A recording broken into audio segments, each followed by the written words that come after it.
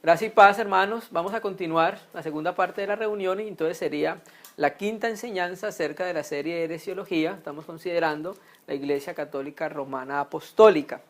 En la reunión que acabamos de mirar estuvimos considerando todas las doctrinas relacionadas con el Papa, con los sacerdotes, las confesiones sacerdotales, y estuvimos mirando si era bíblico o no lo que ellos estaban proponiendo acerca del Papa, de la figura, de la autoridad que tiene sobre la Iglesia Católica. En esta segunda reunión vamos a considerar un tema que también han propuesto los católicos romanos, pero también la han propuesto la mayoría de cristianos evangélicos, ¿sí? Una de las cosas que hemos entendido es que nosotros debemos presentar lo más claro que nosotros hayamos entendido la Escritura, o lo mejor que hayamos entendido. Y en este tema nosotros vamos a presentar lo que hemos entendido. Como siempre hemos dicho, los hermanos son completamente libres de tomarlo o no tomarlo, hermano. ¿Por qué digo esto? Porque en este tema hay hermanos muy serios y entre nosotros que piensan diferente a lo que nosotros pensamos, al menos en este tema, ¿sí? Y hay hermanos serios también fuera de nuestro entorno que también piensan diferente a esto, hermano. Entonces vamos a presentar lo mejor que hemos entendido acerca de este tema y que el Señor sea ayudándonos. Segunda de Pedro 1:19. Tenemos también la palabra profética más segura. Pedro nos presenta que las escrituras sagradas, todo el Tanaj del Antiguo Testamento, todo el Nuevo Testamento, es lo más firme y lo más seguro para nosotros. La cual hacéis bien en estar atentos como una antorcha que alumbra en un lugar oscuro hasta que el día amanezca y el lucero de la mañana salga en vuestros corazones. Cuando nosotros vamos a mirar textos en las Escrituras, tenemos que mirar su contexto histórico, su contexto geográfico, porque también las Escrituras, lo que sucedió en la Biblia, se narró en un contexto histórico y geográfico, geopolítico, ¿cierto? Pero, por ejemplo, en el caso que vamos a observar ahorita, considerar, hay muchos hermanos que se van más al espíritu de la época que a las Escrituras. Y efectivamente, lo que vamos a considerar, en ese momento, en el tiempo de nuestro Señor Jesucristo, en el espíritu que se vivía en ese momento, lo que se vivía y lo que se hablaba, se entendía lo contrario de lo que nosotros vamos a presentar. Pero, lo mismo que la tradición. Si la tradición dice algo, pero no concuerda con la Biblia, ¿qué hacemos nosotros? Nos quedamos con la Escritura, ¿sí? Si el espíritu de la época no concuerda con la Biblia, entonces me quedo con la Biblia. Si el espíritu de la época concuerda con la Biblia, amén, gloria a Dios. Pero cuando se colocan sobre una balanza los dos, nosotros debemos escoger siempre la Biblia. ¿Qué vamos a considerar hoy? 3 días y 3 noches. Los católicos han propuesto que el Señor muere viernes, antes de Shabbat, unas horas antes de Shabbat, sábado y resucita domingo. Entonces ellos hacen un cálculo de que son 3 días tomando fracción de día como día. Por ejemplo, el Señor muere a las 3 de la tarde. Y ellos toman de 3 a 6 un día, esa fracción. Luego toman todo el sábado como otro día y luego dicen que el Señor resucita el domingo, pero la Escritura no dice a qué horas. Pero ellos dicen que resucitó el domingo y toman esa fracción como día. Entonces ellos dicen que esos son los 3 días y no solamente ellos, muchos hermanos serios. Hay libros de escritores de hermanos muy serios que tienen esta propuesta. ¿Por qué? Porque el espíritu de la época hablaba así y daban a entender fracción de día como día. Pero ¿por qué vamos a presentar esto así? Porque nos vamos a ir a lo que dice más la Escritura que al espíritu de la época. Vamos a Mateo 12, versículo 38.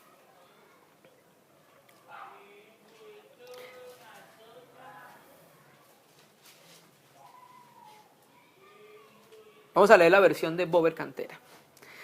Entonces tomaron la palabra algunos de los escribas y fariseos diciendo: Maestro, queremos ver de ti una señal. Él respondió y les dijo: una generación perversa y adúltera reclama señal, y otra señal no le será dada, sino la señal de Jonás el profeta.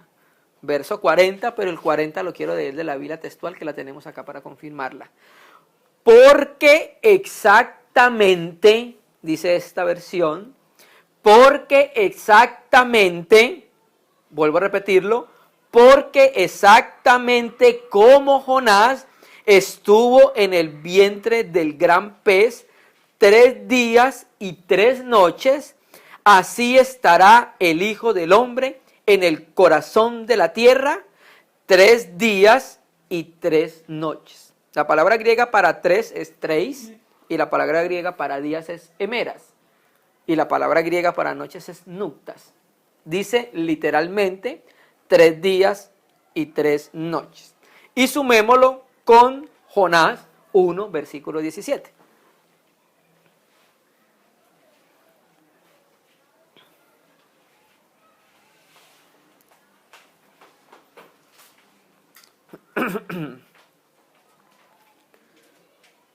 Jonás 1:17.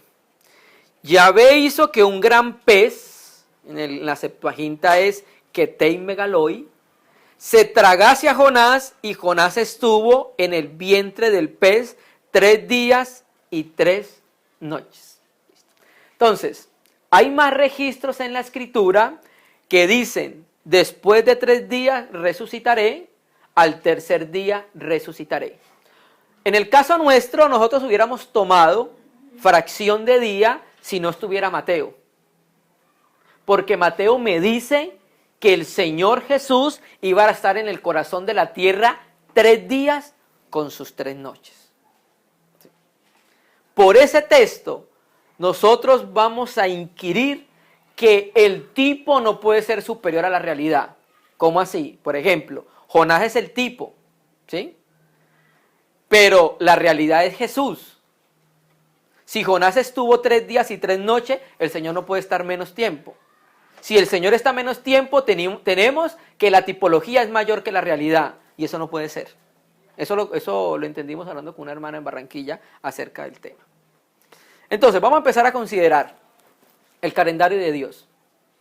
A partir del 4.º día podemos hablar de día y noche. O más bien, como dice la Escritura, noche y día. Fue la tarde y la mañana un día. ¿Cierto que sí? Tarde y mañana un día. Juan 11, versículo 9. Hay algunos que han dicho que cuando el Señor Jesús iba a pasar 3 días y 3 noches en las partes más bajas de la tierra, dicen que es el sepulcro. Otros proponen que es a partir de que el Señor muere y va a lo profundo del Hades. ¿Sí? Entonces vamos a mirar en relación con los días. Juan 11, versículo 9. Respondió Jesús, ¿no tiene el día 12 horas? ¿Sí? ¿Dice así el texto? El que anda de día no tropieza porque ve la luz de este mundo, pero el que anda de noche tropieza porque no hay luz en él. ¿Sí? En el A.T. Robinson, en su comentario crítico gramático del griego del Nuevo Testamento, dice, genitivo de tiempo dentro del día, el día de 12 horas en contraste con la noche. Entonces, aquí nosotros inquirimos que si el día tiene 12 horas, ¿la noche tiene cuántas? 12 horas. Entonces, fue la tarde y la mañana, 12 horas de noche y 12 horas de día. Por eso el calendario bíblico es el más correcto. El calendario bíblico, la noche empieza, el día comienza por la noche, a las 6 de la tarde. A 6 de la mañana, ¿cuánto es? 12 horas de noche, toda oscura. ¿Sí? Y tenemos 12 horas de día, 6 de la mañana a 6 de la tarde, ¿cierto? Ese es el calendario bíblico. Listo. Vamos a ver Levítico 23:32. Además, hermanos, Moisés estuvo 40 días y 40 noches en el monte con el Señor, ¿recuerdan? El Señor Jesús estuvo 40 días y 40 noches, ¿a dónde? En el desierto, siendo tentado por el diablo, ¿recuerdan? Y ahí también creemos que es la misma aplicación. Creemos que Moisés estuvo 40 días y 40 noches y creemos que el Señor Jesús estuvo literalmente 40 días y 40 noches. Levítico 23:32, vamos a mirar cuánto es un día. Será para vosotros sábado, día de reposo, de ofrenda mecida, y os afligiréis el 9º del día del mes, desde la tarde hasta la tarde siguiente, guardaréis vuestro reposo. Este es un día de la tarde del viernes a la tarde del sábado. 12 horas de día, 12 horas de noche. Entonces vamos a empezar a establecer, a preguntarnos ciertas cosas y a mirar qué dice la Biblia. ¿A qué horas murió el Señor Jesús? Marcos 15:25, vamos a leer de la Biblia de Jerusalén. Naturalmente vamos a presentar esto, pero siempre estamos abiertos a los hermanos. Marcos 15, versículo 25 de la Biblia de Jerusalén. En la hora tercia, cuando le crucificaron, la tercia es las 9 de la mañana. Esa fue la hora que crucificaron al Señor. Versículo 33. Llegada la hora sexta es 12 p.m. Hubo oscuridad sobre la tierra hasta la hora nona. En Reina Valera 60 dice novena. Hasta la hora nona. La hora nona son las 3 de la tarde. Versículo 34. Y a la hora de nona, dice esta versión, Nácar Colunga, gritó Jesús con fuerte voz, Eloí, Eloí, lama sabachthani. Que quiere decir, Dios mío, ¿por qué me has abandonado? Versículo 37. Jesús, dando una voz fuerte, expiró. Y versículo 42. Y ya al atardecer, como era la preparación, es decir, víspera de la Pascua. Entonces, establecemos que el Señor muere a las 3 de la tarde, ¿sí? Faltaban 3 horas para llegar al otro día, ¿sí? Para que el otro día fuera Shabbat, ¿sí? Porque él tenía que morir de acuerdo a lo que se habló en Pascua. Entonces le iban a quebrar las piernas porque al día siguiente era Shabbat y el día siguiente era, si no, 3 horas después, ¿cierto? Entonces, ya establecimos que el Señor Jesús muere a la hora nona, a la novena hora. Lo pueden enterrar, no lo dice la Escritura la hora exacta, pero tiene que ser enterrado antes de Shabbat para que ellos puedan descansar, ¿cierto? Entonces tiene que ser enterrado después de las 3, 4, 5 y no 6 de la tarde, sino entre 4 y 5 de la tarde, para que el Señor fuera enterrado. Listo. ¿En qué día ocurrió la resurrección? ¿El domingo o el atardecer del séptimo día? Recuerda que el Señor iba a estar 3 días con sus 3 noches en el fondo de la tierra, ¿cierto que sí? Entonces, si establecemos la hora en que muere o lo entierran, 3 días después el Señor tiene que resucitar, porque eso es lo que decía la profecía. Él iba a estar en el corazón de la tierra 3 días con sus 3 noches, ¿cierto? Entonces, si tomamos los 3 días y 3 noches, no el espíritu de la época, sino lo que dice la Biblia, tendríamos que de viernes a sábado un día, de sábado a domingo un día, entonces no nos da. Señor vendría resucitando por ahí el lunes o el martes, ¿cierto? Mateo 28:1. Entonces el Señor Jesús estuvo en la tumba no menos de 72 horas y podemos pensar que la resurrección de Jesús tuvo lugar a la misma hora, 3 días después, poco después de la hora novena. Mateo 28:1, voy a leer de la Biblia textual. Al final de los sábados, dice esta versión, al amanecer del día 1 de la semana, llegó Miriam de Magdala con la otra Miriam para ver el sepulcro. Y hubo un gran terremoto porque un ángel del Señor descendió del cielo y se acercó e hizo rodar la piedra y se sentó encima de ella. Su aspecto era como un relámpago y su vestidura blanca como la nieve. Y por temor a él los que custodiaban temblaron y quedaron como muertos. El ángel tomó la palabra y dijo a las mujeres, vosotras no temáis, porque el que estáis buscando a Jesús, el que fue crucificado, no está aquí, porque resucitó, como lo ha dicho. Vení y ve el lugar donde yacía. Aquí dice que fueron a amanecer el primer día, ¿cierto? Ya había resucitado. ¿Sí? Eso es claro. Juan 21, de la Biblia textual nuevamente.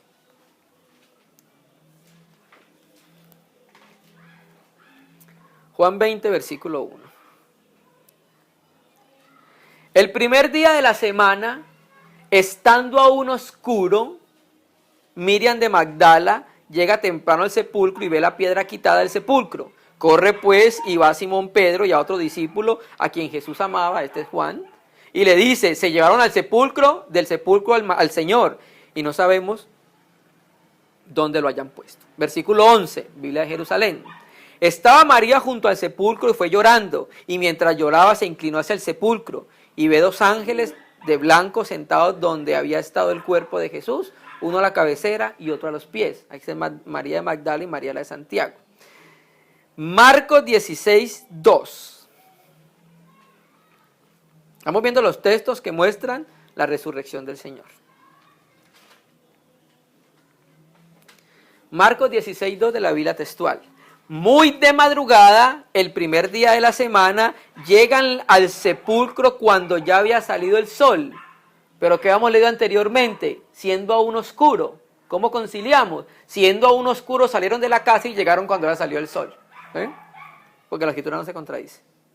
Y decían unas a otras, ¿quién nos removerá la piedra en la entrada del sepulcro? Porque era demasiado grande, pero cuando levantan la vista observa que la piedra ha sido rodada. Y entrando en el sepulcro vieron a un joven sentado a la derecha, vestido una ropa blanca y quedaron atónicas de espanto.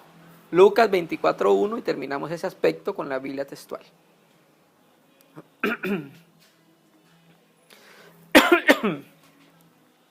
Lucas 24:1. Voy a leerlo en la Biblia textual. Pero al primer albor del primer día de la semana fueron al sepulcro llevando los aromas que habían preparado.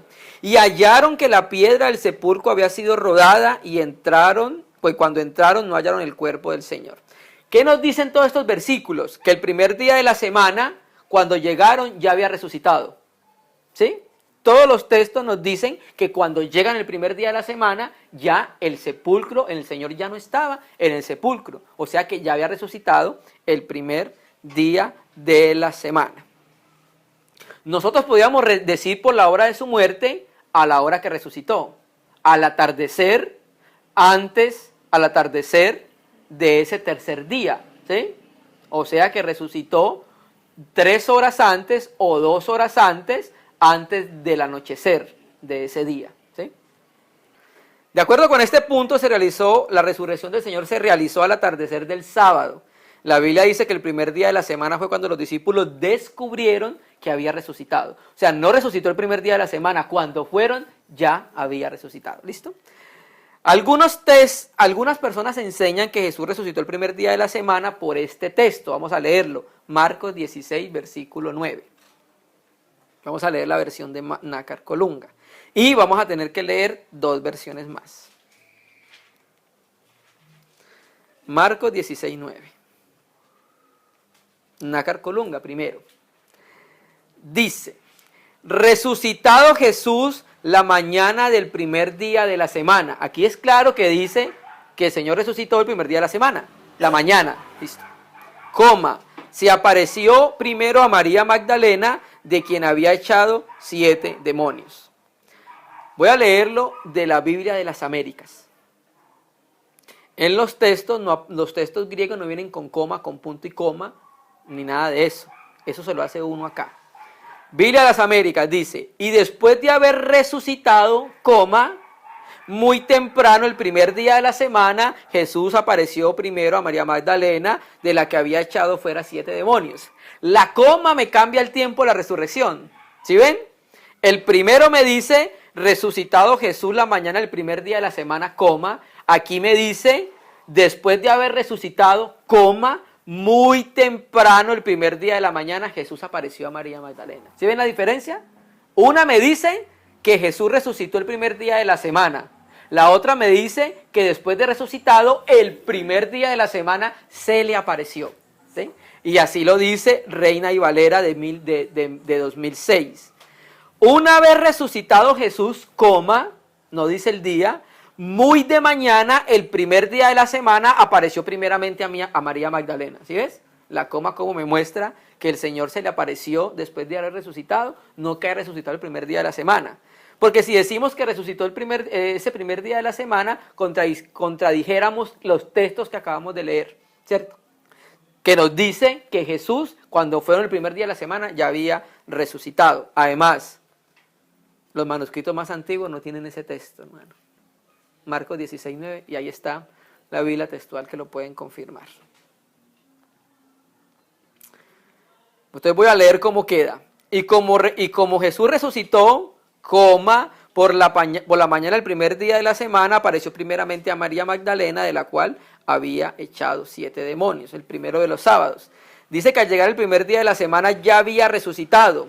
Esta frase está en tiempo antipretérito, anastas, y que significa habiendo resucitado en pasado, hermano. Eso es lo que dice el griego de esa frase. Leamos Juan 21 para mirar efectivamente que cuando fueron, el Señor ya había resucitado. Juan 20, versículo 1, de la Biblia textual. El primer día de la semana, estando aún oscuro, Miriam de Magdala llega temprano al sepulcro y ve quitada la piedra. ¿Sí ves? O sea, ya llegó y ya había resucitado. ¿Sí? Salió de noche, llegaron de mañana, ahí dice que era un oscuro y ya había sido quitada la piedra. ¿Sí? Y ahí dice que de mañana el Señor resucitó. Entonces no puede contradecir un texto al otro, más bien se tienen que sumar. El Señor, cuando muere entonces, murió el día de la preparación antes de Pascua, ¿cierto? Vamos a leer Juan 19, versículo 30, y aquí ya vamos a llegar al punto donde vamos a empezar a mostrar los 3 días con sus 3 noches. Juan 19, 30. Ya establecimos que el Señor murió el día de la preparación antes de Pascua. Cuando tomó Jesús el vinagre, dijo: todo está cumplido. E inclinando la cabeza, entregó el Espíritu. Estamos leyendo la Biblia de Jerusalén. 31. Los judíos, como era el día de la preparación, para que no quedasen los cuerpos en la cruz el sábado, porque aquel sábado era muy solemne, rogaron a Pilato que les quebrara las piernas y los retirara. Fueron pues los soldados y quebraron las piernas del primero y del otro crucificado con él, pero al llegar a Jesús, como lo vieron ya muerto, no le quebraron las piernas. Entonces, aquí vemos que el Señor muere un día antes de reposo. Entonces, ¿qué hemos visto nosotros? ¿Cuál ha sido el error? El error ha sido lo que hemos visto nosotros, que ese día de reposo lo toman como día de reposo semanal. Hermano, ¿a qué se refiere con eso? Nosotros creemos que esa semana hubo 2 días de reposo. ¿A qué se refiere con eso? A que hubo un reposo un día en semana y un reposo el sábado. ¿Qué base tiene usted para sustentar eso? Vamos a mirar entonces qué dice la Escritura. Vamos a ir a Éxodo 12, versículo 3. Entonces, ustedes saben que el Señor comió la última Pascua con los discípulos y Él cumplió la realidad de la Pascua, ¿sí? El cordero tenía que ser inmolado entre las 2 tardes. Vamos a leer Éxodo 12, versículo 3 de la Biblia de Jerusalén. Hablad a toda la asamblea de Israel y decirles: el 10 de este mes, tome cada uno según las casas paternas una res menor por cada casa. La res será sin defecto, macho primal, cordero o cabrito. La guardaréis hasta el día 14 de este mes. Y congregada toda la comunidad de Israel, lo inmolará en el atardecer, literalmente entre las 2 tardes, es decir, entre el ocaso del sol y la noche cerrada. Entonces, el cordero tenía que morir esa noche en Pascua, ¿sí? Lo mismo sucedió con el Señor. ¿Cuándo muere el Señor? Pascua, en la noche, ¿cierto? Listo. Entonces, saltemos a Levítico 23:1 para empezar a establecer los sábados que hubo en esa semana. Entonces, nosotros creemos que cuando el Señor muere, al día siguiente es Shabbat, porque ahí lo dice la Biblia, pero no era Shabbat de semana, no era sábado, para que entendamos el lenguaje nuestro, no era día sábado, era un día en la semana, ¿sí? Más adelante sí cayó sábado de la semana. Entonces nosotros creemos que en esa semana hubo 2 Shabbat, uno por la fiesta anual y uno por el reposo semanal. Ya les vamos a mostrar qué es eso. Levíticos 23:1.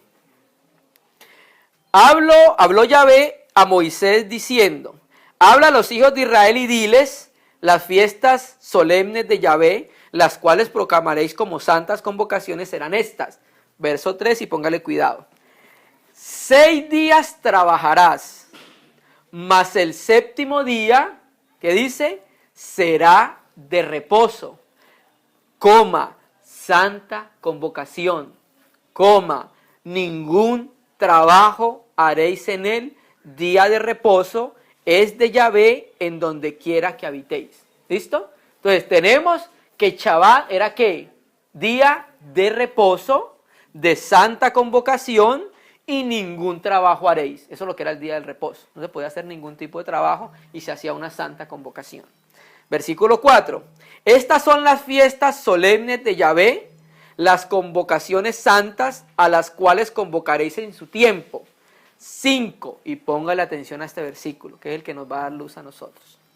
En el mes primero, a los 14 del mes, entre las 2 tardes, Pascua es de Yahvé. A los 15 días, o sea, el día siguiente de Pascua, ¿cierto? 15, el Señor fue muerto el 14, ¿cierto? A las 3 horas siguientes era ¿qué? 15, ¿sí? El Señor muere en Pascua, 14, 3 horas después era ¿qué? 15, ¿cierto? Ok. A los 15 días de este mes es la fiesta solemne de los panes sin levaduras. 7 días comeréis panes sin levaduras. El primer día, ¿cuál es el primer día? 15, ¿sí? Tendréis ¿qué? Santa convocación. Ningún trabajo de siervos haréis. ¿Qué era el 15 entonces? Descanso. ¿Sí ven? El 15 al día siguiente, después de Pascua, era Shabbat. Pero no era sábado de sábado que conocemos nosotros como séptimo día, sino que era Shabbat porque era Shabbat de la fiesta. En ese día todos tenían que reposar. No se podía hacer ningún trabajo porque comenzaba la fiesta de los panes sin levaduras. Y ahí lo dice, ¿era cuándo? El 15. ¿Sí? Entonces, al otro día el Señor Jesús lo querían quebrar las piernas para no enterrarlo, porque al otro día era ¿qué? Shabbat, descanso, pero no era sábado. ¿Sí entendemos? Era sábado de Shabbat por la fiesta anual. No era sábado Shabbat por ser sábado o séptimo día. ¿Sí? Ok. El primer día tendréis santa convocación, ningún trabajo de siervos haréis, y ofreceréis a Yahvé 7 días de ofrenda encendida. El séptimo día será santa convocación, ningún trabajo haréis. O sea que era Shabbat, el primer día de la fiesta de los panes sin levadura y el séptimo día de la fiesta de los panes sin levadura. ¿Listo? ¿Amén? ¿Hemos entendido claro ahí? Amén, hermano. Entonces ahí, con eso queda claro y también con el documento que le pasamos para mostrar cuándo fue crucificado el Señor. El Señor fue crucificado el 14, entonces tenemos reposo en el 15, que es un día después de Pascua, ¿cierto? Y tenemos un reposo 2 días después, que es el reposo semanal. Quiero leer un comentario acerca del texto que leímos en Levítico, capítulo 23, versículo 8, dice el comentario bíblico de Mundo Hispano: el primer día y el último día de los 7 días de la celebración son día de descanso, de trabajo. No haréis ningún trabajo laboral. Volvamos a Juan 19, 31 entonces para mirar el gran sábado. Juan 19, versículo 31. Lo voy a leer de una paráfrasis que no acostumbramos a leer de paráfrasis, una traducción viviente. Era el día de preparación y los líderes judíos que no querían que los cuerpos permanecieran allí colgados el día siguiente, que era día de descanso, y uno muy especial porque era el de la Pascua, o sea, después de la Pascua. Entonces le pidieron a Pilatos que mandara quebrarle las piernas a los crucificados para apresurarle la muerte, así podrían bajarlos del cuerpo, de la cruz. Entonces, tenemos un día después de la muerte del Señor, es reposo anual. El día siguiente es laborable y luego después del día laborable viene un día de reposo.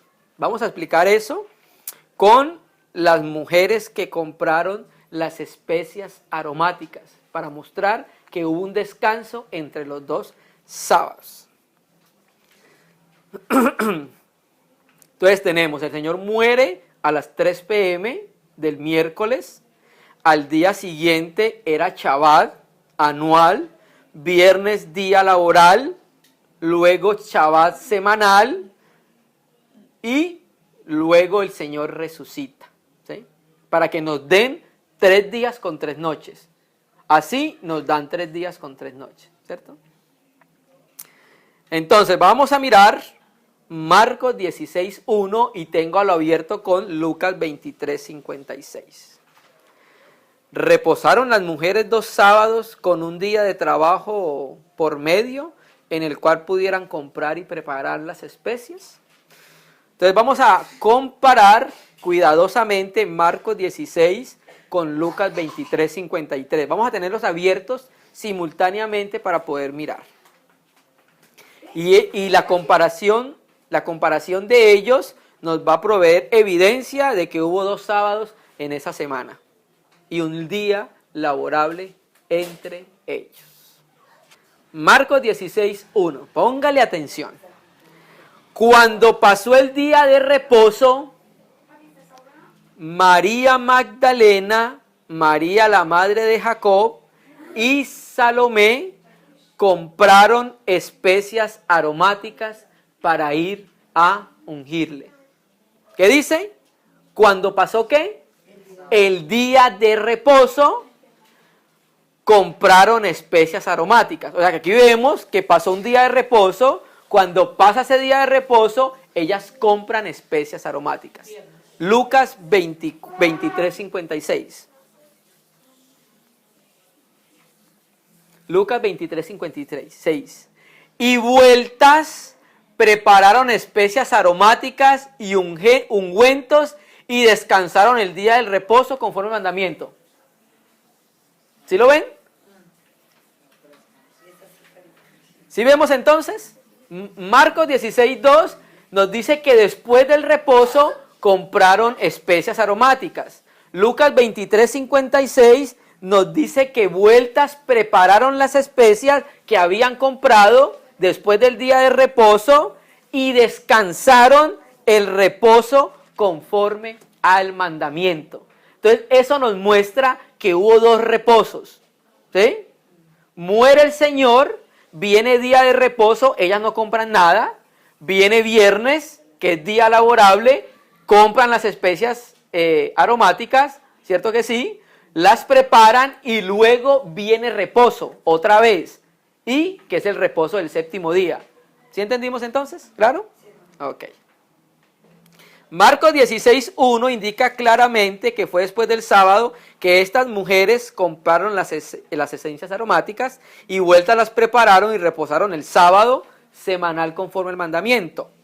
Entonces, quiero leer algo que dice Ralph Boudreau en Babilonia, Misterio Religioso. Si Jesús hubiese sido crucificado el viernes, no habría habido tiempo material para pedir el cuerpo a Pilatos, recibir el permiso, bajarlo de la cruz, ponerlo en el sepulcro de José de Arimatea e ir a comprar las drogas aromáticas y prepararlas. Lo que posiblemente quiere indicar mezclarlas, distribuirlas en varios tarros para que cada una de las mujeres concertadas acarrease el suyo. Recordemos que Nicodemo vino con 100 libras que juzgó necesarias para que un buen ungüento dejara el cuerpo del Señor indemne de corrupción. Aun cuando las mujeres adquirieran una cantidad menor, no sería menos que unas cuantas libras para cada una. Esto aumenta la dificultad para realizarlo el viernes antes de la puesta del sol, que es cuando empieza el sábado judío, aún en nuestros días. Mateo añade que después de que el cuerpo de Jesús fue puesto en la cueva, María Magdalena y la otra María se quedaron sentadas delante del sepulcro.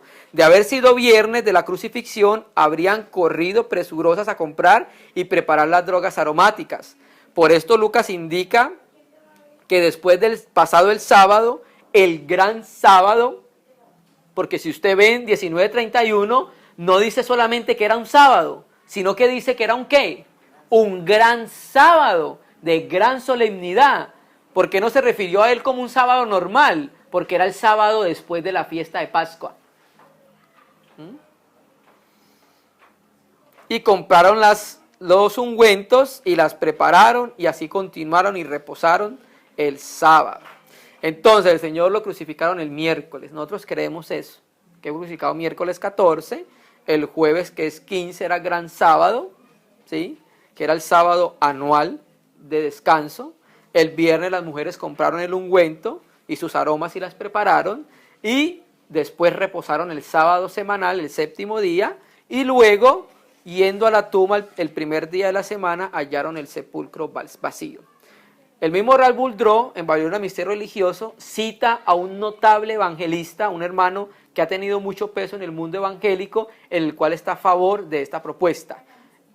A R.A. Torrey, un notable evangelista y líder del Instituto Bíblico, años atrás dio esta explicación de 3 días y 3 noches en su libro Dificultades, Errores y Contradicciones de la Biblia en 1907. Mire lo que él dijo. De acuerdo a la tradición comúnmente aceptada en la iglesia, Jesús fue crucificado el viernes y resucitó entre los muertos temprano en la mañana del domingo. Muchos lectores de la Biblia se confunden al tratar de figurarse cómo se puede interpretar un intervalo entre viernes en la tarde y domingo en la mañana como 3 días y 3 noches. En realidad parece ser 2 noches y un día con una porción de otro día. La solución a esta aparente dificultad propuesta por muchos comentaristas es que un día y una noche es simplemente otra forma de decir un día. Y que los antiguos judíos reconocían la fracción de día como un día entero. Pero esta solución no puede satisfacer a muchas personas y el autor es libre de confesar que a él no le satisface en ninguna manera, ni a mí. Más bien parece una excusa, dice Torrey. La Biblia no dice en ninguna parte que Jesús fue crucificado y murió en viernes. Se dice que Jesús fue crucificado en el día antes de sábado, pero no da lugar a duda en cuanto a qué sábado se refiere en este caso. No es el sábado semanal, o sea, el viernes, sino el día antes de sábado de Pascua, lo cual cayó en ese año jueves. Es decir, un día el día en que Jesucristo resucitó, fue crucificado. Es decir, en el día en que Jesucristo fue crucificado fue miércoles. Juan hace esto tan claro como el día. Resumiendo todo, Jesús murió poco después del atardecer del miércoles, 72 horas después resucitó de la tumba. Cuando las mujeres visitaron la tumba antes del amanecer el domingo, la hallaron vacía. No hay absolutamente nada en favor de la crucifixión en viernes, pero todas las escrituras armonizan perfectamente con la idea de la crucifixión en miércoles. Es increíble cuántos pasajes proféticos y típicos del Antiguo Testamento son culminados y cuántas aparentes diferencias en el Evangelio se aclaran una vez que comprendemos que Jesús murió en miércoles y no viernes. Eso lo dice T.A. Torrey, Dificultades de la Biblia, página 104, 109. La tipología no puede ser superior a la realidad. Para mí, ese es un asunto claro, pero estamos abiertos a los hermanos. Entonces, ahí presentamos lo relacionado con 3 días y 3 noches. ¿Quedó claro para los hermanos? ¿No fue muy confuso al principio, pero después ya cuando mostramos lo de los 2 chavas quedó un poco más claro? Vamos a considerar el purgatorio, pero lo vamos a leer por encima porque no vamos hoy a profundizar acerca de él. Vamos a tomarnos una reunión después para mirarlo. El purgatorio. Catecismo de la Iglesia Católica, artículo 1031. La Iglesia ha formulado la doctrina de la fe relativa al purgatorio, sobre todo en los concilios de Florencia y de Trento. Alberto Rivera dice que en 539 el Papa Gregorio I inició la enseñanza del purgatorio como un lugar temporal de purificación o sufrimiento para los que mueren católicos romanos. Con el purgatorio se conoce el inicio del pecado de la simonía, que significa que yo puedo pagar con dinero los favores de Dios. Se conoció ahí, empezó con Simón el Mago, simonía, querer pagar por el don de Dios. El catecismo enseña que después de la muerte algunas personas son enviadas a un lugar llamado purgatorio para ser purificadas antes de entrar al cielo. Y en el artículo 1030, los que mueren en la gracia y en la amistad de Dios, pero imperfectamente purificados, aunque están seguros de su eterna salvación, sufren después de su muerte una purificación a fin de obtener la santidad necesaria para entrar en la alegría en el cielo. Y el artículo sigue diciendo el 1031, la iglesia llama purgatorio a esta purificación final de los elegidos. Hechos acerca del catolicismo romano de John Hackenberg y John Weldon, página 21, dice: de modo que el castigo temporal por el pecado se satisface en el fuego purificador del purgatorio por soportar voluntariamente el castigo expiatorio propiciado por Dios. Eso lo dice Ott en Catolicismo, Dogma y Fundamento. Y John Hardon en Catecismo Católico dice: de modo que en el purgatorio la persona paga por la pena de los pecados veniales o mortales, aunque la culpa de estos pecados haya sido perdonada mediante el sacramento de la penitencia. El sufrimiento en el purgatorio se justifica en base a lo siguiente: nadie puede entrar en el cielo con ningún pecado o ninguna mancha.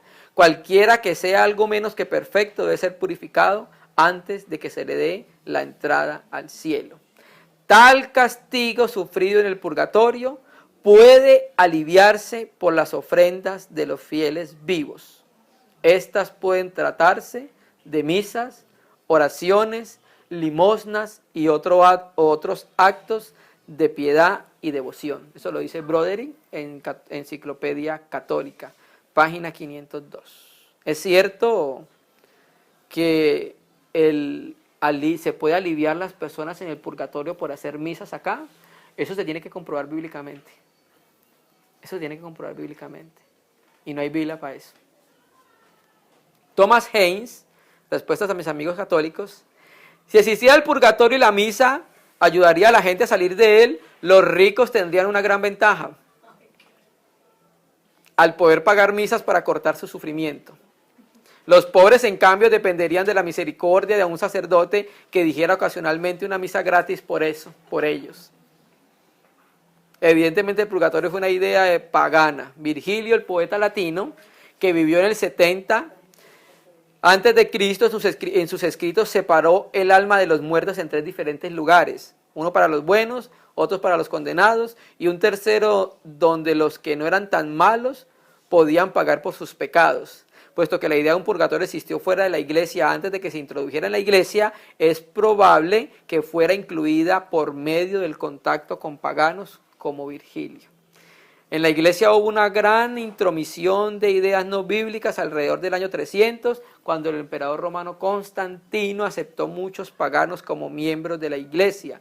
Y es un arma poderosa en los católicos romanos para mantenerlos controlados, hermano. ¿De dónde sacan ellos esa doctrina? La sacan de Segunda de Macabeos 12:46. Y sigue diciendo Thomas Haynes: este pasaje no habla del purgatorio cuando lo leemos, sino que en realidad condena la idolatría, particularmente la práctica de usar pequeñas imágenes en una cadena o collar. La Biblia nunca habla de un lugar donde pueda ir para ser purificado de su pecado. La Biblia lo que sí habla es de las tinieblas de afuera, ¿sí? La Biblia habla de las tinieblas de afuera, pero no tiene nada que ver con el purgatorio, porque en el purgatorio se hacen misas para que se acorte su tiempo en el purgatorio. Y la Escritura lo que habla es de castigos dispensacionales, que después vamos a entrar a considerarlo. Solo queremos decir lo que dice la Biblia acerca de las personas que no reciben en el Evangelio. Juan 3, versículo 18.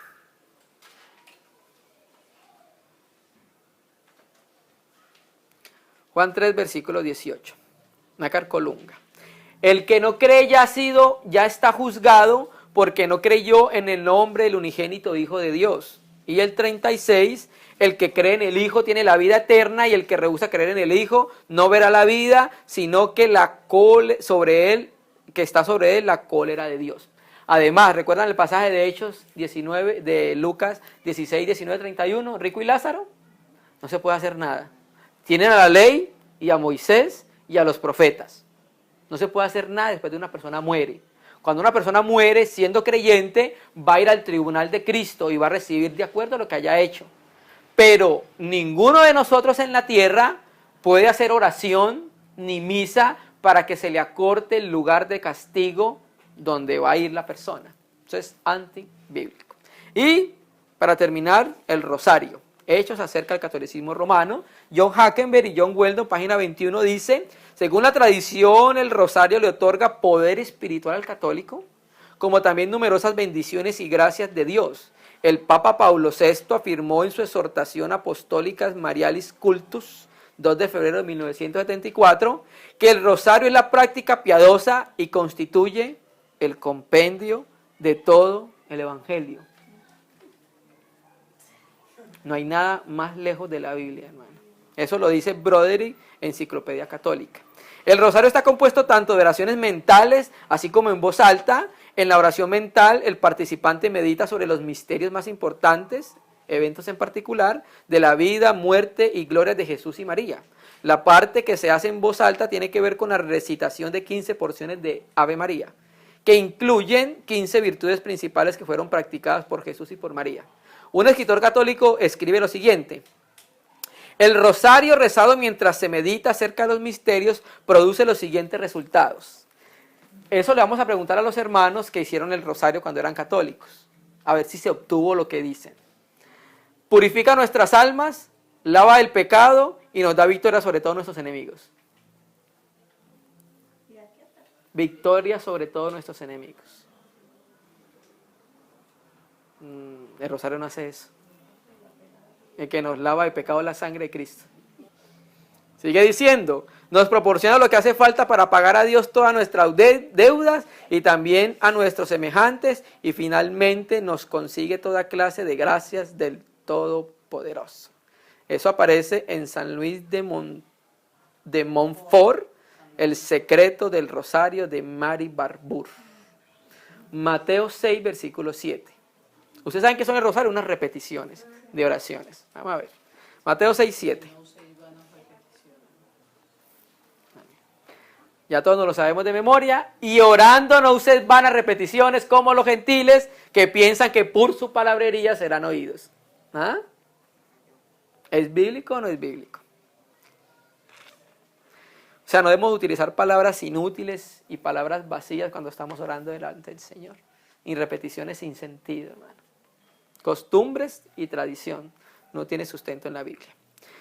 La Biblia y examen a los libros apócrifos. Primero vamos a ver qué dicen los católicos romanos papistas acerca de la Biblia. Después vamos a examinar brevemente lo que presentan los libros apócrifos. Para ellos son deuterocanónicos, que ya vamos a entrar a explicar qué es. Un estudio de la historia católica sacará a la luz que es la Iglesia y no la Biblia la que ha desarrollado la doctrina católica a través de los años. Por eso es que en la enciclopedia papal confiesa acertadamente que mientras que los protestantes recurren a la Biblia con el fin de determinar si una doctrina es verdadera o no, los católicos recurren al Papa, a las tradiciones y por último a la Biblia. Eso es cierto. No estamos diciendo mentiras. La Iglesia no debe torcer las Escrituras. El Espíritu hace que la Iglesia reconozca las Escrituras, hermano. La Iglesia no canoniza el canon. Este es canónico en sí. El Espíritu que inspiró las Escrituras es el que hace a la Iglesia reconocerlo y conservarlo. La Iglesia no tiene autoridad sobre las Escrituras para cambiarlas o hacerlas decir diferente de lo que por sí misma dicen.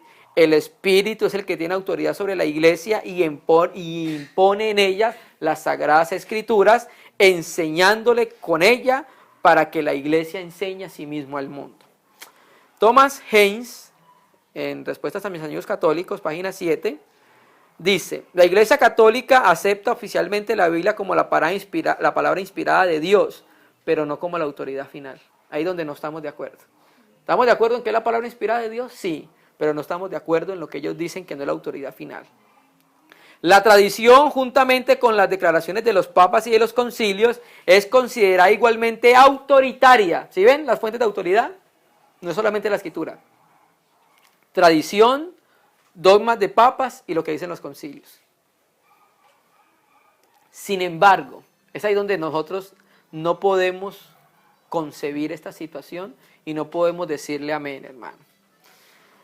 Hay muchos puntos de la tradición de la Iglesia Católica que no están de acuerdo con la Escritura. Como no están de acuerdo, entonces no podemos nosotros llegar a un acuerdo. Porque nosotros nunca le vamos a dar la misma importancia a las tradiciones que a la Escritura, hermano. Es ahí donde cada uno de nosotros decide qué es lo que va a seguir. Cada uno está donde quiere estar y máxime cuando le han mostrado las Escrituras. Si después de que le muestran las Escrituras, tú has pesado, tú determinas dónde quieres estar. ¿Y qué vas a seguir como autoridad final? ¿Si las Escrituras o la tradición? ¿Solo la Iglesia Católica Romana puede interpretar la Biblia? Catecismo de la Iglesia Católica, artículo 100. El oficio de interpretar auténticamente la palabra de Dios ha sido confiada únicamente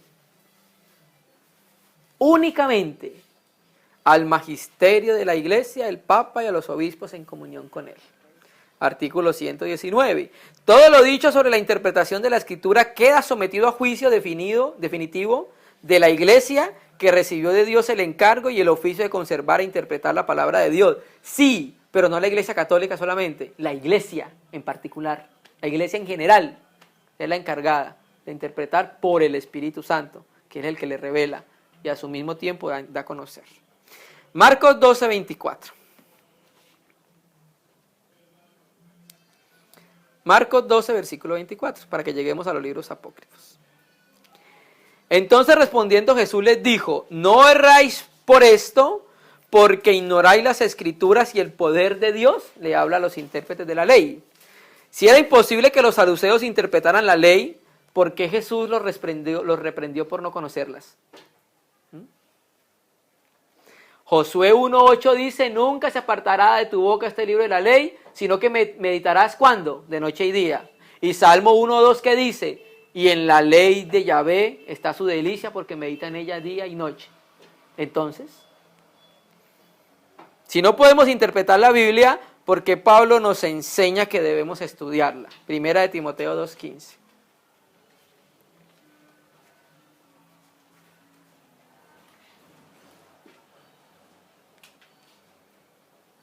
Primera de Timoteo 2:15. Procura con diligencia presentarte a Dios aprobado como obrero que no tiene de qué avergonzarse y que usa bien la palabra de verdad. ¿Cuál es la palabra de verdad? La Biblia. Ahí dice en el griego que la corta derecho, porque el griego del Antiguo Testamento no estaba separado, era todo junto. Entonces Timoteo como maestro de la Biblia, de la palabra, tenía que presentarla derecha, cortar bien para dar el mensaje. Jesús exhortó a los judíos que escudriñaran las Escrituras. Entonces, si no la vamos a entender, ¿para qué la vamos a leer? Juan 5:39, se los leo. Escudriñar las Escrituras. ¿Quién interpreta la Biblia? Naturalmente que la iglesia está compuesta de hombres, pero un hombre sin el Espíritu no interpreta la Biblia. Es el Espíritu Santo el intérprete de la Biblia. Juan 14:26. Juan 14:26, más el Consolador, el Espíritu Santo, a quien el Padre enviará en mi nombre, Él os enseñará todas las cosas y os recordará todo lo que yo os he dicho. Y en primera de Juan dice que la unción está en nosotros. Y no necesitamos que nadie nos enseñe porque la unción está en nosotros. Eso no quita los ministerios, ¿sí? No quita el ministerio de la palabra, no quita el ministerio del maestro. Lo que hace el ministerio de la palabra y el maestro es que muestra, pero el que le dice amén desde el interior es el Espíritu. Dice sí, así es o no así es. ¿Están de acuerdo o no están de acuerdo? Y Juan 16:13, una página adelante. Pero cuando venga el Espíritu de verdad, Él os guiará a toda la verdad, a toda verdad. Entonces, hermano, la Escritura nos insta que la leamos y el Señor nos va a dar entendimiento. No se puede dejar a que la interpretación de la Escritura esté dada a un sector del cristianismo, por decirlo así. Si los cristianos no pueden comprender las Escrituras, ¿por qué se les ordena memorizarlas? Salmo 119:11.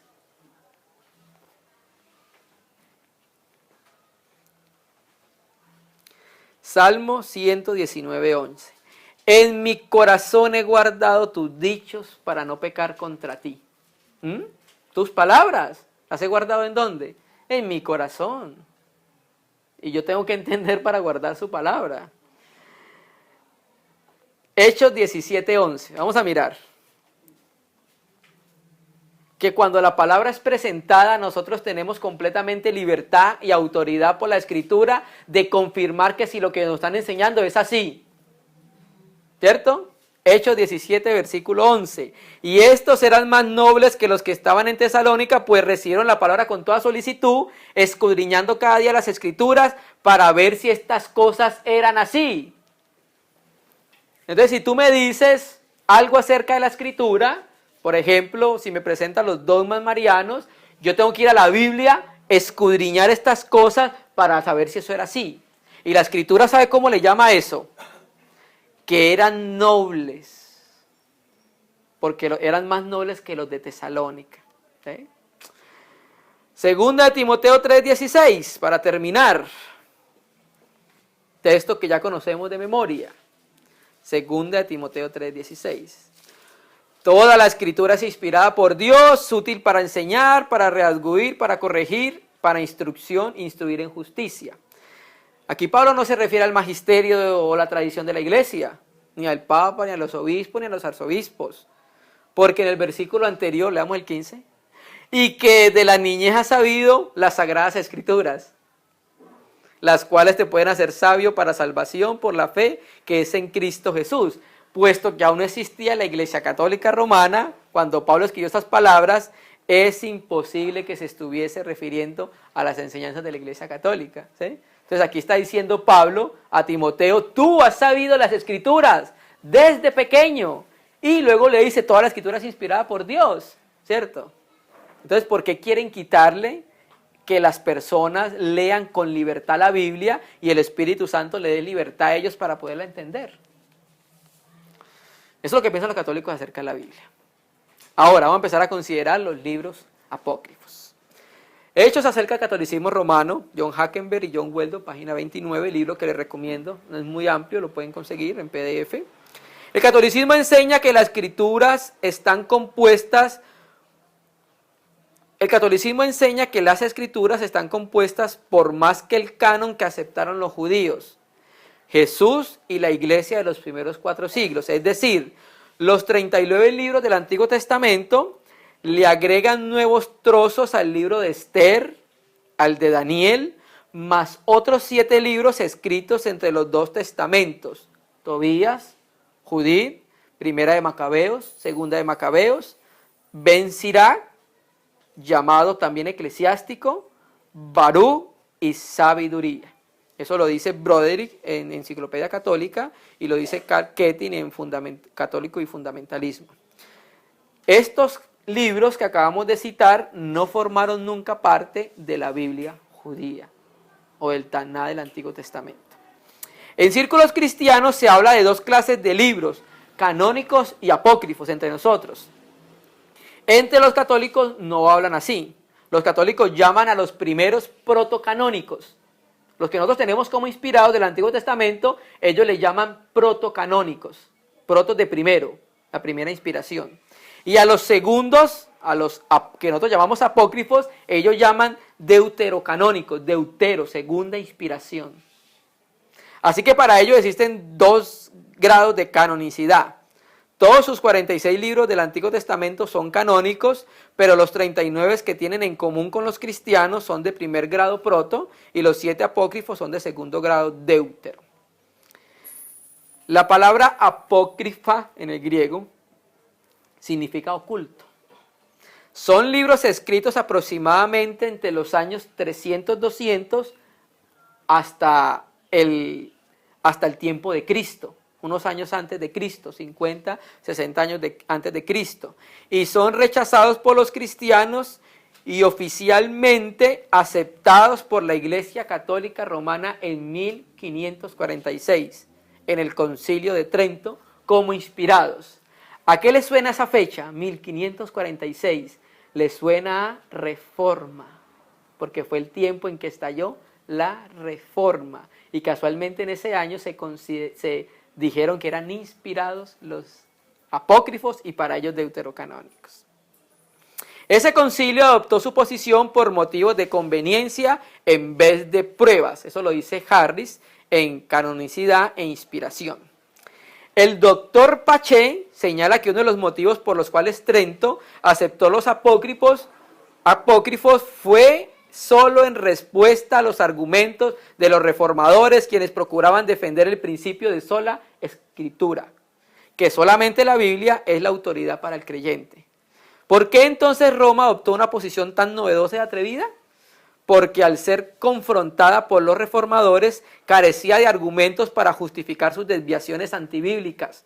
Declaró que los libros apócrifos apoyaban tales doctrinas como la oración por los muertos, Segunda de Macabeos 12:42, el sacrificio expiatorio que finalmente se convirtió en la misa, Segunda de Macabeos 12:39-46, dar limosna con valor expiatorio, lo que también se conoce como la liberación de la muerte, Tobías 12:9 y 4:10, la invocación y la intercesión de los santos, segunda de Macabeos 15:14, Baruch 3:4, la adoración de los ángeles, Tobías 12:2, el purgatorio y la redención de las almas después de la muerte, segunda de Macabeos 12:42-46. Eso lo dice René Paché en su libro Autoridad e Inspiración.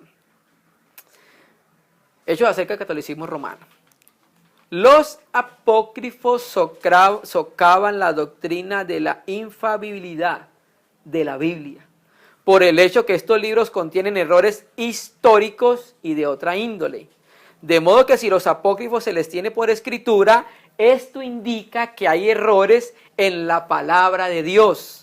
Por eso es que ni los judíos, ni Jesús, ni los apóstoles, ni la mayoría de los padres de la iglesia primitiva jamás aceptaron los apócrifos como escritura. El erudito bíblico René Paché hace el siguiente comentario. Salvo en el caso de determinada información histórica interesante, especialmente en Primera de Macabeos, estos libros contienen leyendas absurdas y pláticas vacías, tanto como errores históricos, geográficos y cronológicos, además doctrinas obviamente heréticas. En estos hasta se aconsejan actos inmorales. Judín 9, 10, 13. Paché, Autoridad e Inspiración, página 172. Orígenes lo rechazó, Tertuliano, Atanasio y Jerónimo tampoco los incluyó en la Vulgata latina. El Papa Gregorio el Grande negó que los apócrifos fueran inspirados por Dios y León X. Todos los eruditos reconocen que fueron escritos después de la época de Esdras y Malaquías, aproximadamente 200 a 30 a.C. Quiero leer Flavius Josefo en su libro Contra Apión, libro 1, capítulo 8, verso 41. Dice así. Además, desde el imperio de Artajerjes hasta nuestra época, todos los sucesos se han puesto por escrito, pero no merecen tanta autoridad y fe como los libros mencionados anteriormente, pues ya no hubo una sucesión exacta de profetas. ¿Qué está diciendo Josefo? Que desde el tiempo de Artajerjes, ¿sí?, en adelante no hubo profetas reconocidos. Entonces vamos a mirar que eso mismo dice el libro apócrifo de Primera de Macabeos 3, versículo 48 de la Biblia de Jerusalén. Dice, desenrollaron el libro de la ley, en este caso el Antiguo Testamento, para buscar en él que los paganos consultan a las imágenes de sus ídolos. Entonces la Biblia de Jerusalén tiene un comentario. Como ya no hay profetas, ¿qué dicen ellos? Los mismos comentaristas católicos reconocen que en ese tiempo no había profetas. Como ya no hay profetas, se abre al azar el libro de la ley para encontrar en él una respuesta divina sobre la oportunidad y desenlace de la batalla. Y Primera de Macabeos 9:27 dice, tribulación tan grande no sufrió Israel desde los tiempos en que dejaron de aparecer profetas. ¿Sí? ¿Cuándo fue ese tiempo? Según Josefo, es desde Jerjes y Malaquías en adelante. Entonces, la mayoría de eruditos bíblicos concuerdan que hubo un tiempo de silencio de parte de Dios en ese periodo y que Dios no levantó profetas, ¿sí? Entonces, como en ese tiempo Dios no levantó profetas, pues naturalmente los que escribían eran ¿quiénes? Pues eran los profetas. Entonces, por eso no los toman como inspirados. ¿Por qué creemos nosotros que no sean inspirados? Contiene errores doctrinales, históricos, geográficos, evidencia interna también nos muestra que contiene errores y aspectos que no están en el resto de la Biblia. Por ejemplo, en el Antiguo Testamento aparece más de 3000 veces la palabra así dice Yahvé. Así dice Yahvé. Por eso los primeros padres buscaban esa frase y si no lo encontraban en un libro dudaban de su procedencia. Entonces vamos a ver qué más errores tenían. Magia. Vemos una evocación mágica donde el humo del corazón de un pez puesto en fuego espanta a los demonios. Tobías 6:5. Vamos a leerlo. Y el ángel añadió, abre el pez, saca la hiel, el corazón y el hígado y guárdatelos y tira los intestinos, porque su hiel, su corazón y su hígado son remedios útiles. El joven abrió el pez, tomó la hiel, el corazón y el hígado. Asó parte del pez y lo comió, salando el resto. Luego continuaron su camino los dos juntos hasta cerca de Media. Preguntó entonces el muchacho al ángel: hermano Azarías, ¿qué remedios hay en el corazón, el hígado, la hiel y la hiel del pez?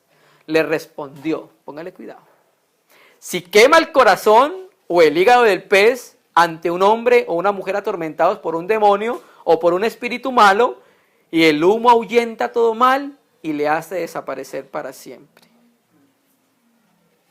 Pues si eso es verdad, pues tomemos el poco de endemoniados que hay en la tierra, quememos la hiel del pescado y el hígado y pongámoselo al lado de un endemoniado para ver si el humo le saca a los demonios. Hermano, esto es absurdo, hermano. Hermano, es una enseñanza supersticiosa que no tiene origen en la palabra de Dios. Hay un caso del Antiguo Testamento, ¿recuerdan Saúl y David? Que Saúl tenía poseído por un demonio, pero David no quemaba pescado y hiel y el hígado, no, David lo que hacía era que tocara. Cuando David tocaba, el espíritu, porque era una figura de expulsión de demonios que iba a tener el verdadero rey de Israel. Pero no aparece nada como eso en la Escritura. Hechos 16, vamos a ver. ¿Cómo salen los demonios? Si por quemar humo, la hiel de un pescado y el hígado, o por algo más. Hechos 16. Por eso decimos que internamente las propuestas del libro apócrifo, deuterocanónicos, no concuerdan con la Biblia porque la contradicen. ¿Sí? Esa es la evidencia, una evidencia interna. Tiene que estar en común armonía. Hechos 16. Aconteció que yendo nosotros a la oración, nos salió al encuentro una mujer, una sierva que tenía un espíritu pitónico de adivinación, la cual adivinando procuraba a sus amos grandes ganancias. Hizo esto muchos días, molestando. Pablo se volvió y le dijo al espíritu: en el nombre de Jesucristo te mando a salir de ella, y en el mismo instante salió. Entonces, ¿por qué salió el demonio? Por la autoridad de Jesucristo, porque el Señor dijo: toda potestad me he dado en el cielo, en la tierra y bajo la tierra. Y a Él está sujeto toda potestad, porque Él es la cabeza de todo principado y potestad. ¿Es con el humo del pescado o es con la autoridad de la palabra de Jesús? Errores doctrinales. Ellos dicen que el diluvio vino por Caín. Biblia de Jerusalén, Sabiduría 10, versículo 3. Muele cuidado. De ella se apartó el criminal iracundo y pereció con su furor fratricida. Fratricida es que mata hermanos. Fratricida. ¿Sí? Cuando la tierra fue inundada por su culpa, la sabiduría la salvó, conduciendo al justo a una humilde tabla. Entonces aquí están diciendo que el fratricida Caín, por causa de él, fue que vino el diluvio. Vamos a ver qué dice la Biblia, por qué vino el diluvio. Esos son los errores que no están de acuerdo con la Biblia y no podemos decirle amén a eso. Génesis 6.5, Biblia de Jerusalén. Génesis 6.5.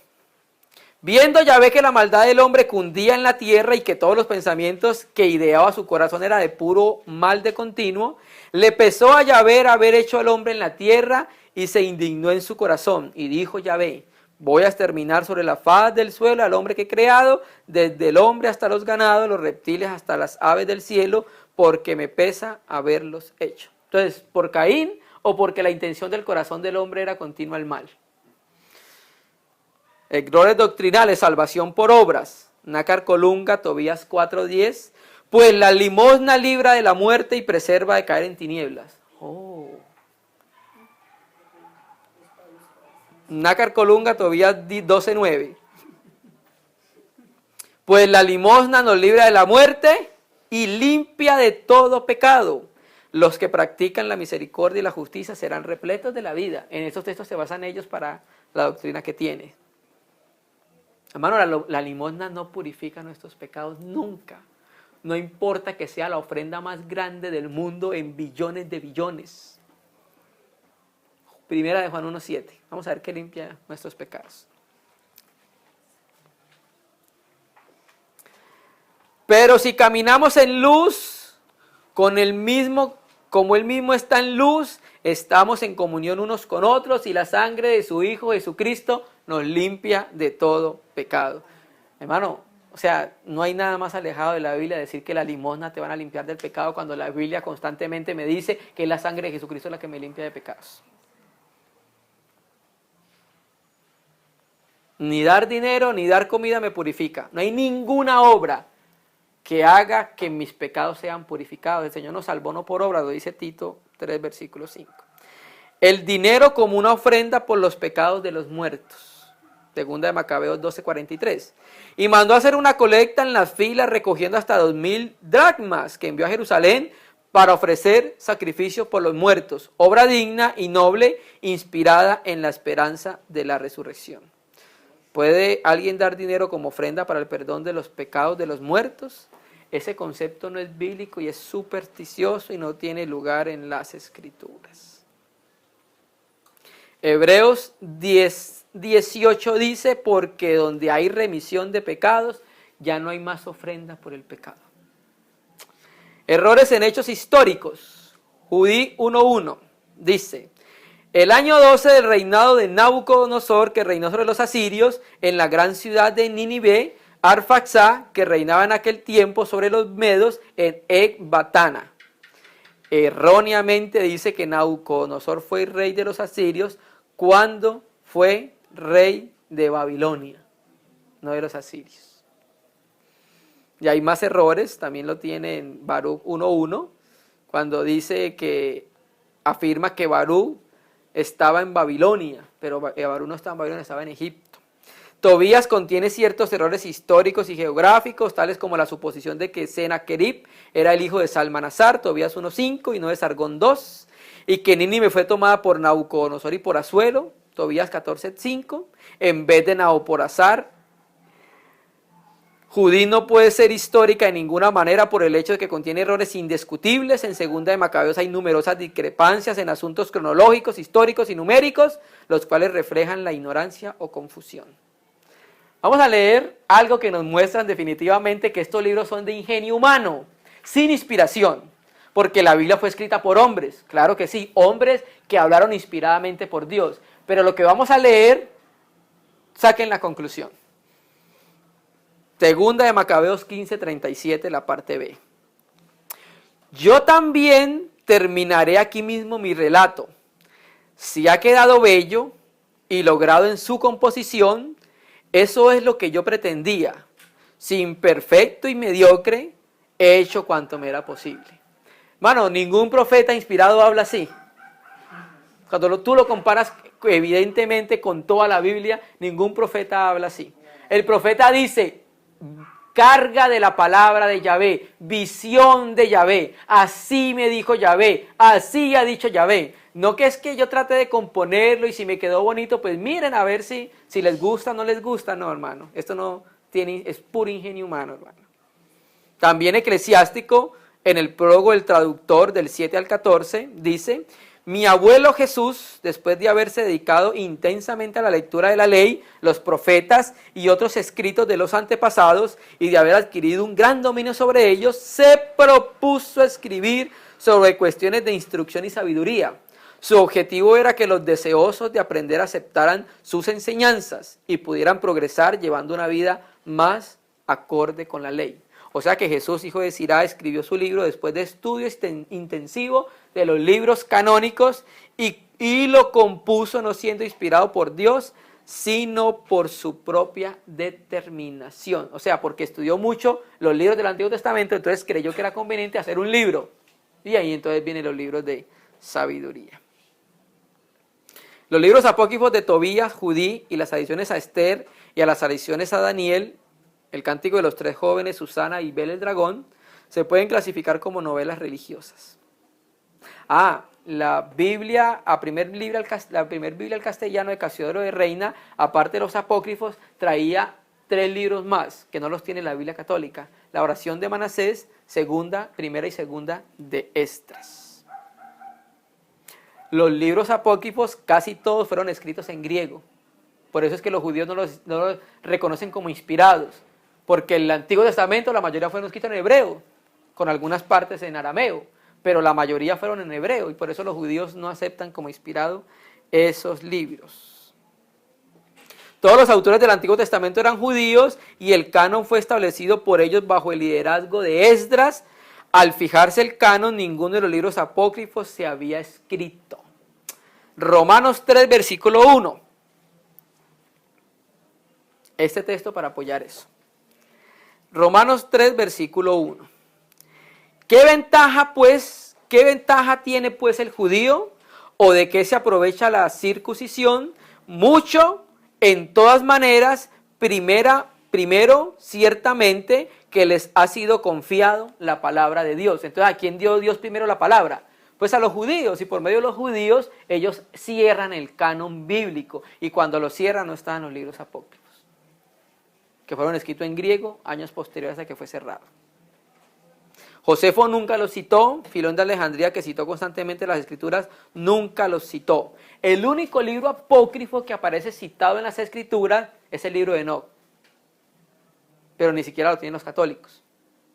¿Cuándo? En Judas 9, que el escritor Judas utiliza un texto del libro de Enoc, pero es lo único que él muestra como inspirado, no el resto del libro. ¿Por qué no queremos que sean inspirados? Nunca los autores del Nuevo Testamento que citan la versión griega del Antiguo Testamento los citan, o sea, citan los apócrifos. Estos libros no fueron escritos en hebreo, sino en griego, y durante el periodo de silencio desde la época de Malaquías hasta el tiempo de nuestro Señor Jesús. El contenido de los libros mismos muestran que no era parte de las escrituras. Quiero leer la introducción al libro apócrifo de Tobías de la Biblia Torres Samad, que fue sacada de la Vulgata Latín. Dice: como en el antiguo canon de los libros sagrados que tenían los judíos, no se comprendían sino los libros santos escritos en hebreo, y esta historia fue escrita en lengua caldea, por eso es que no estaba este libro en el antiguo catálogo de que las santas escrituras tenían los judíos. ¿Sí? Voy a volver a leerlo.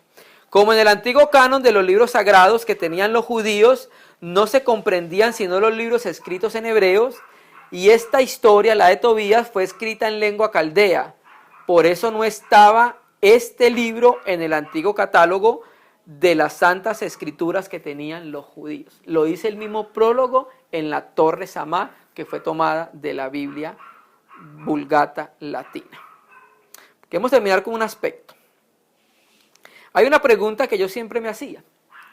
La Biblia Septuaginta, que fue la versión griega del Antiguo Testamento, ¿sí? Primero hicieron los 70 traductores el Pentateuco, y años posteriores se tradujeron los otros libros de hebreo a griego, ¿sí? Se conoce como la versión de los 70. En esa Biblia hoy, sobre todo la edición de Ralph, tú encuentras los libros apócrifos.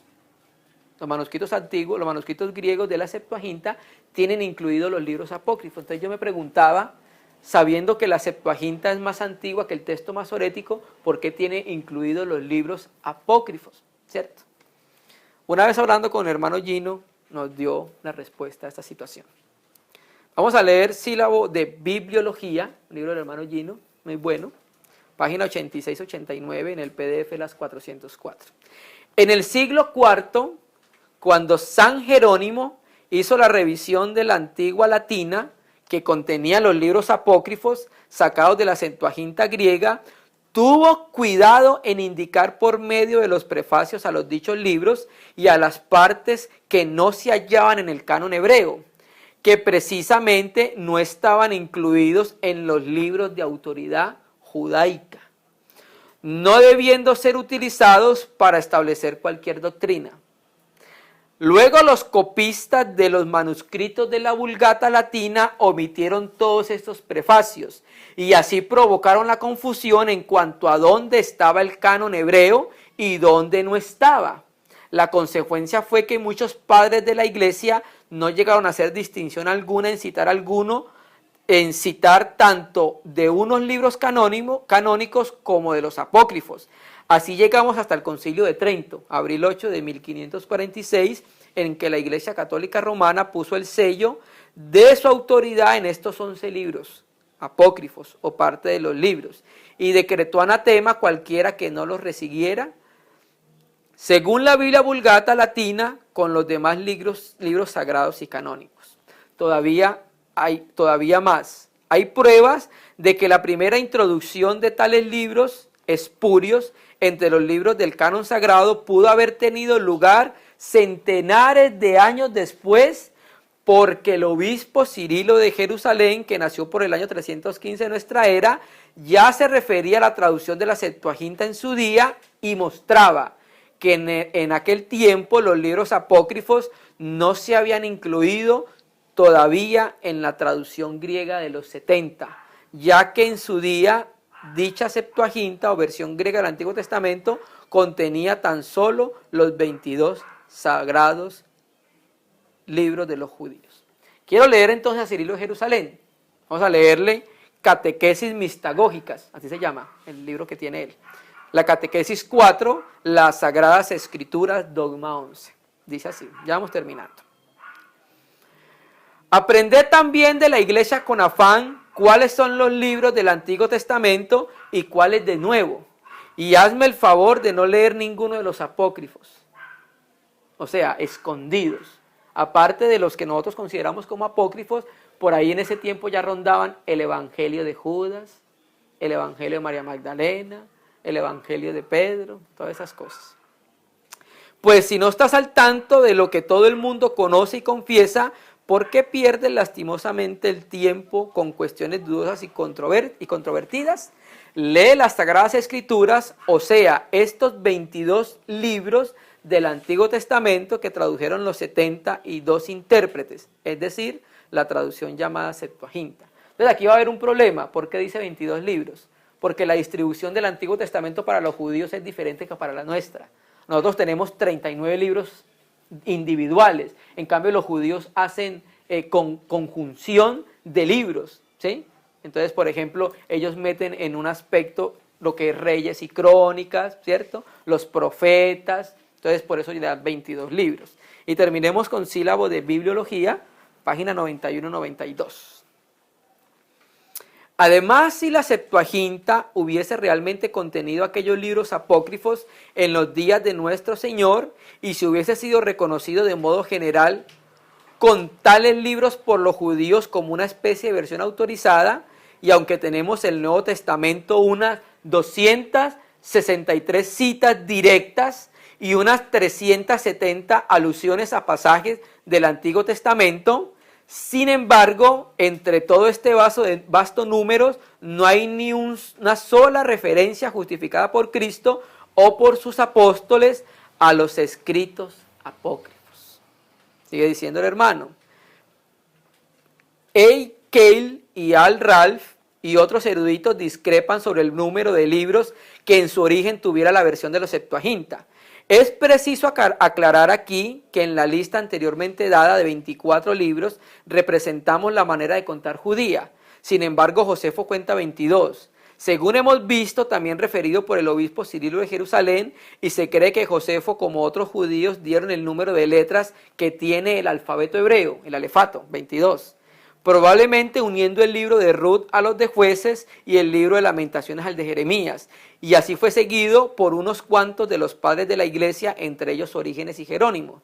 Nosotros contamos 39 libros porque separamos individualmente los profetas menores y dividimos los libros de Samuel, de Reyes, de Esdras y Nehemías, como igualmente Crónicas en 2 libros, cada uno de acuerdo con el uso del Antiguo Testamento griego o Septuaginta, y posteriormente la Vulgata latina.